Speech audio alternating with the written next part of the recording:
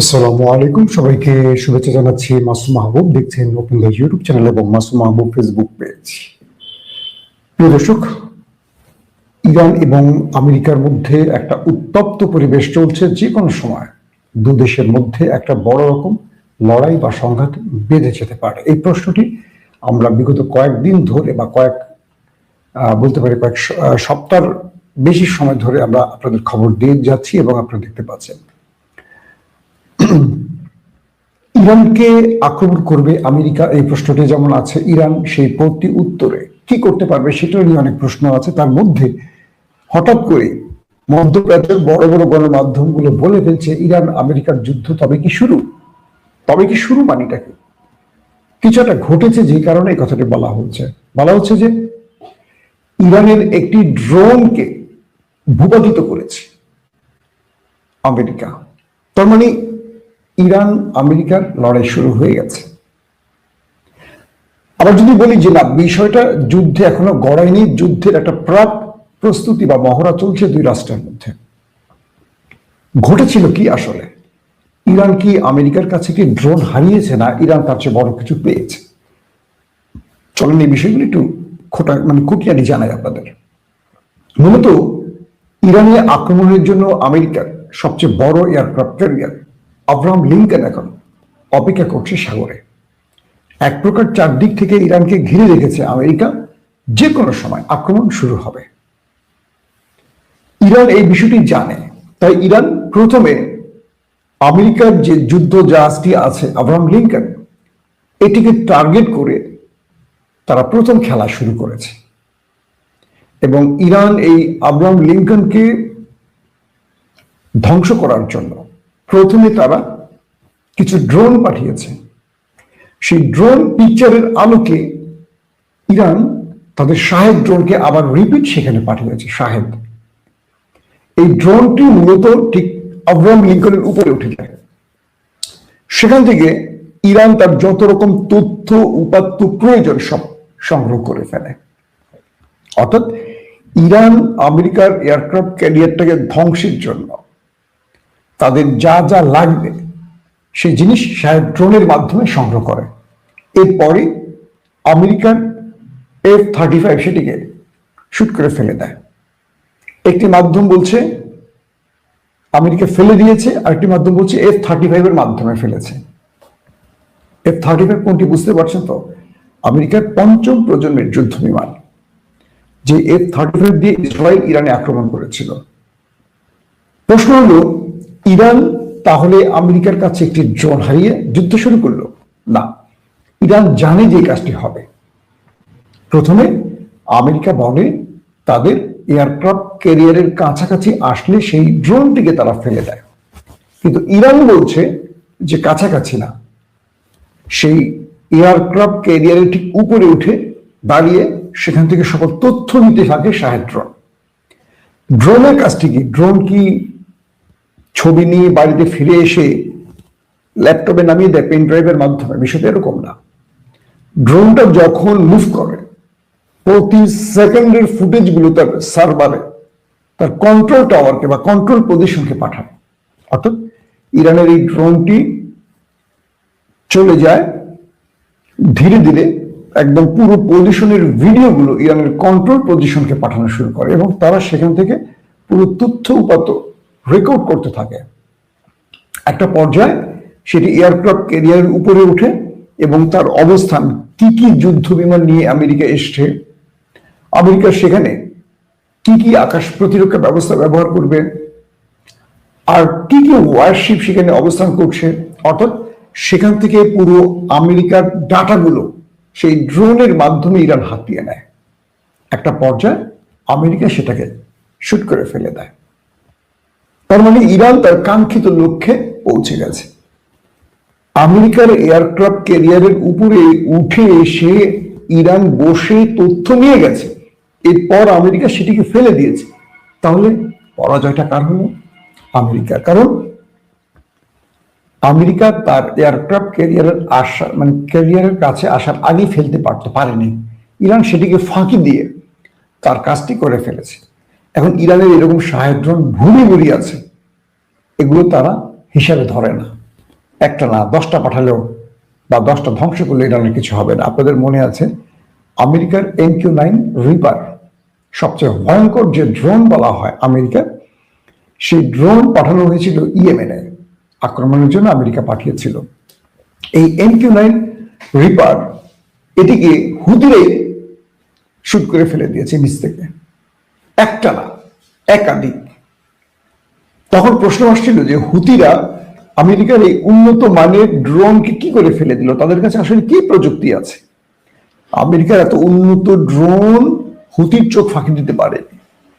তখন উঠে এসেছিল যে এইগুলো ইরানের তৈরি মিসাইল ব্যবহার করে হুতিরা আমেরিকার সেই ড্রোন ফেলেছে।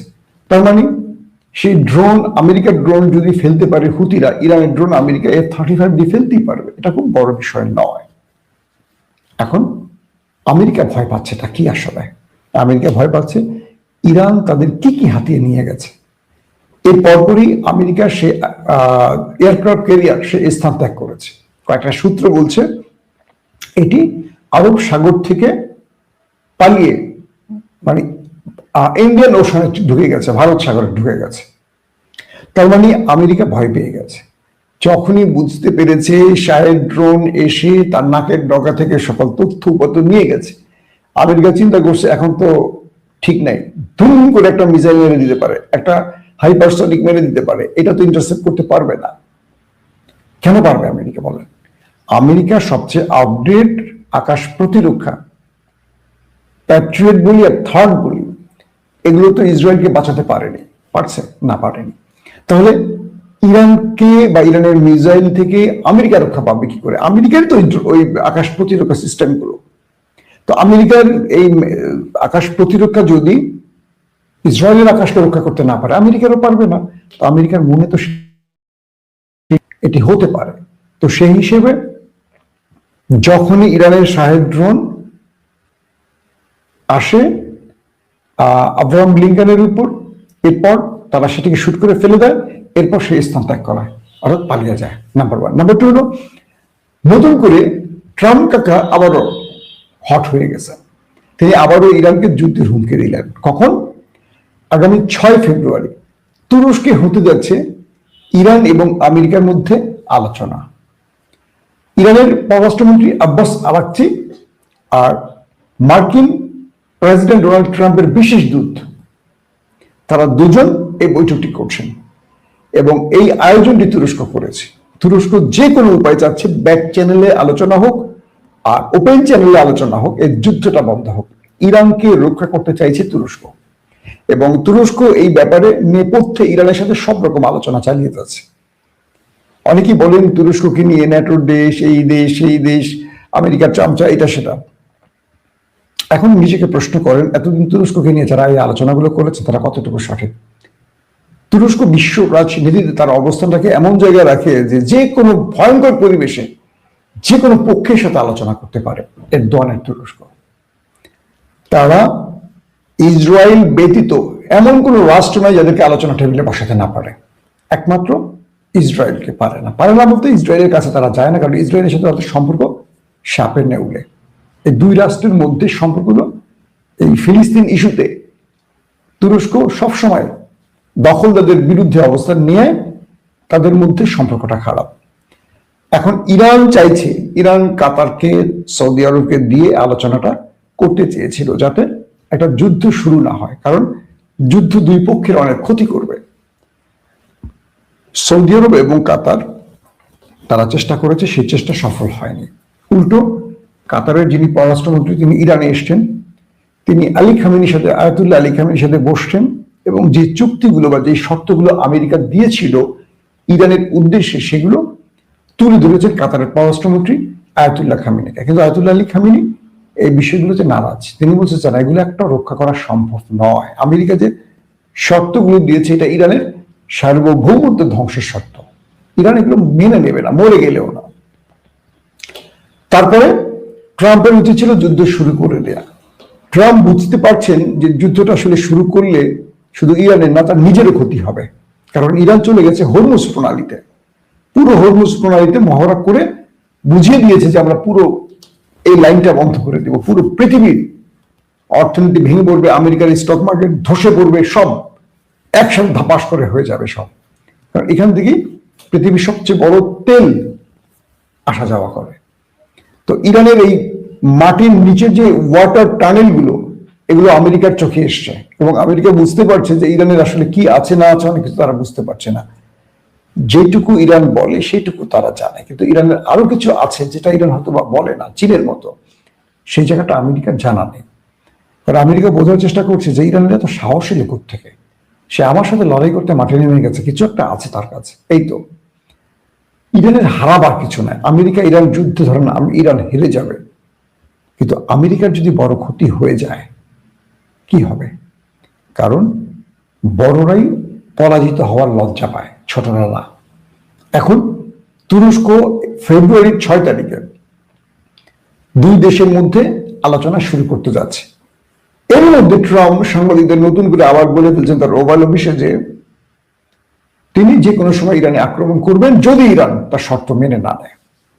বাপের বাড়ির আবদার, তুমি পারমাণবিক প্রকল্পের কাজ বন্ধ করো, ব্যালিস্টিক ক্ষেপণাস্ত্র প্রোগ্রাম বন্ধ করো এবং আয়াতুল্লাহ রিজিমের অবসান ঘটাও।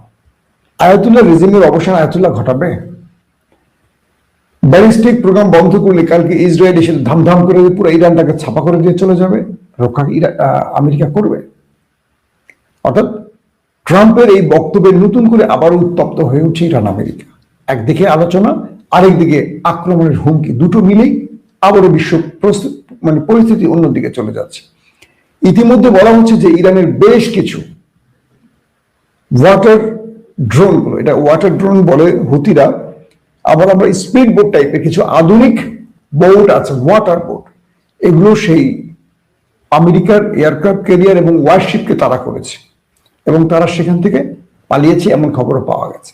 সবকিছু মিলে ইরান আলোচনার টেবিলে যেমন আছে, আবার ইরান এটিও জানে ট্রাম্প আলোচনার মধ্যেই আক্রমণ করেন। আপনাদের মনে আছে যখন ইরান ইসরায়েল যুদ্ধটা বাঁধে তার আগে কিন্তু আলোচনা চলছিল, হঠাৎ করে ইসরায়েলকে দিয়ে আক্রমণ করে বসে আমেরিকা। এরপর নিজেও আসে টোমাহক B2 বোম্বার্স নিয়ে পারমাণবিক প্রকল্প ধ্বংস করতে।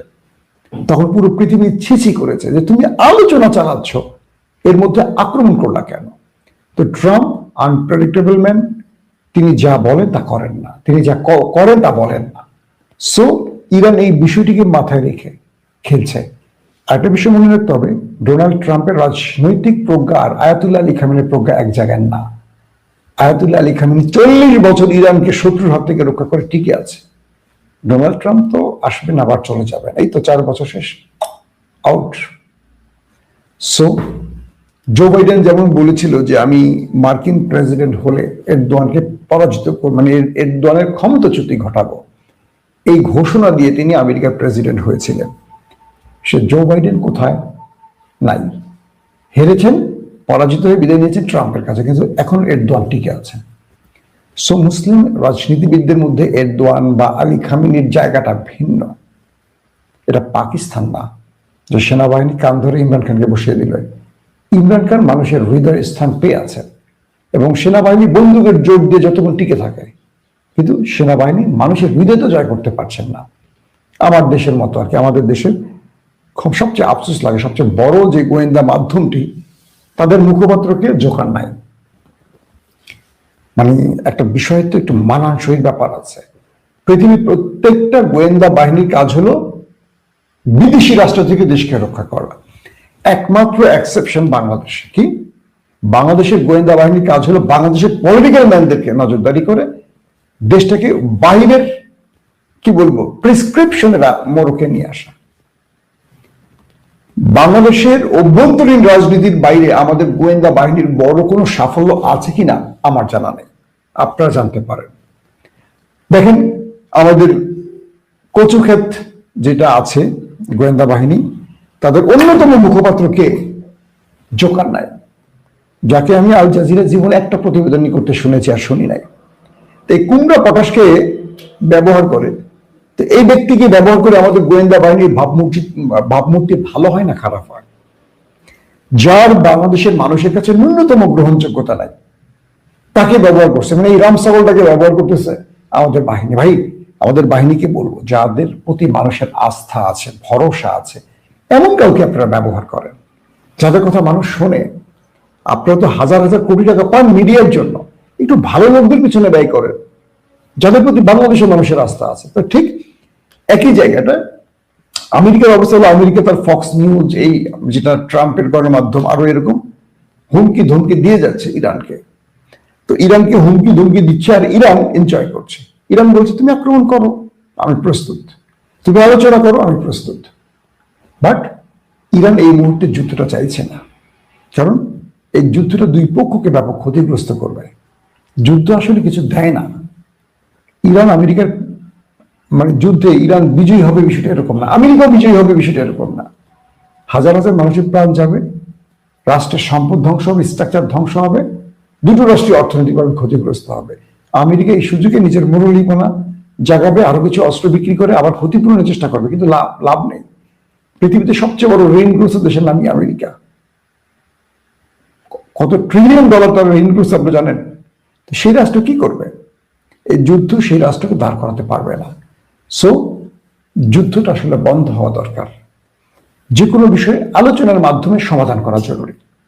আমরা বারবারই বলি যুদ্ধ আমরা চাই না, আমরা শান্তি চাই, আমরা শান্তির পক্ষের মানুষ। এই যুদ্ধের মাধ্যমে মোড়লগিরিকে আরো বিশ্বময় ছড়িয়ে দেওয়ার যে খেলা, এতে অনেক মানুষ প্রাণ হারিয়েছে, বিনিময়ে কেউ কিছু পায়নি, কিচ্ছু পায়নি। আমেরিকা যেখানে গেছে ইরাককে ধ্বংস করে ফেলেছে, সিরিয়াকে ধ্বংস করেছে, লিবিয়াকে ধ্বংস করেছে, আফগানকে ধ্বংস করেছে। কি পেয়েছে আমেরিকা? পায়নি। রাষ্ট্রগুলোকে, জনপদগুলোকে ধ্বংস করে দিয়েছে। এবার তাদের টার্গেট ইরানকে ধ্বংস করা। এটা বন্ধ হওয়া খুব জরুরি। প্রত্যেকে ভালো থাকবেন। আল্লাহ হাফিজ।